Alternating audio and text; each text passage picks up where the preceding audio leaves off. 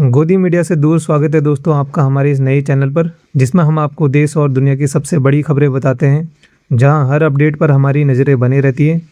तो चलिए शुरू करते हैं आज के सबसे बड़ी खबरों का सिलसिला। हॉर्मुज में हमले के बाद 3 भारतीयों की मौत पर भारत सख्त है।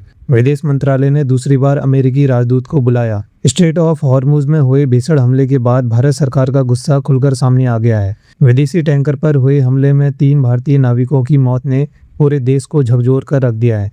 ओमान के तट पर एक कमर्शियल जहाज पर हुए हमले के बाद भारत ने कड़ा रुख अपनाते हुए दूसरी बार अमेरिकी दूतावास के सबसे वरिष्ठ अधिकारी जेसन मिक्स को विदेश मंत्रालय तलब किया है। भारत ने साफ शब्दों में कहा है कि नागरिक जहाज़ों और निर्दोष नाविकों पर होने वाले हमले किसी भी कीमत पर स्वीकार्य नहीं किए जा सकते। बताया जा रहा है कि एमटी सेट्टे-बेलो नाम के टैंकर पर कुल 24 भारतीय क्रू सदस्य सवार थे। शुरुआत में 3 भारतीय लापता बताए गए थे, लेकिन अब उनकी मौत की पुष्टि भी हो चुकी है। बाकी 21 भारतीयों को ओमान की मदद से सुरक्षित बाहर निकाल लिया गया है। इन भारतीय नाविकों की मौत से उनके परिवार में मातम पसरा हुआ है। कई परिवार अपने बेटों के पार्थिव शरीर का इंतजार कर रहे हैं। केंद्रीय जहाजरानी मंत्री सर्बानंद सोनोवाल ने भी इस दुखद घटना पर गहरा शोक व्यक्त किया है। विदेश मंत्रालय के अतिरिक्त सचिव नागराज नायडू ने अमेरिकी अधिकारी जेसन मिक्स के सामने भारत की कड़ी आपत्ति दर्ज कराई। वहीं विदेश मंत्रालय के प्रवक्ता रणधीर जायसवाल ने कहा कि समुद्री मार्गों की सुरक्षा सुनिश्चित करना बेहद जरूरी है और क्षेत्र में बढ़ते तनाव को तुरंत कम किया जाना चाहिए। अभिषेक बनर्जी मेरे नेता नहीं, टीएमसी से बगावत की अटकलों के बीच शत्रुघ्न सिन्हा का एक और बड़ा बयान।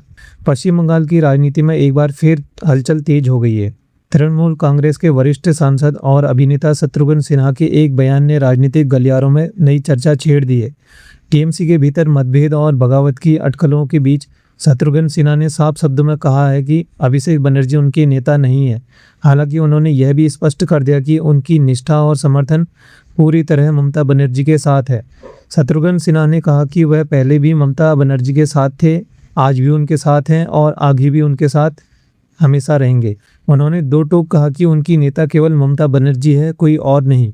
उन्होंने यह भी कहा कि यह पार्टी में एकजुटता दिखाने का समय है, न कि मतभेद बढ़ाने का। उनके मुताबिक ममता बनर्जी एक अनुभवी और परिपक्व नेता हैं, जिनके नेतृत्व में पार्टी मजबूती से आगे बढ़ रही है। पिछले कुछ समय से टीएमसी के अंदरूनी हालात को लेकर कई तरह की चर्चाएं चल रही थी।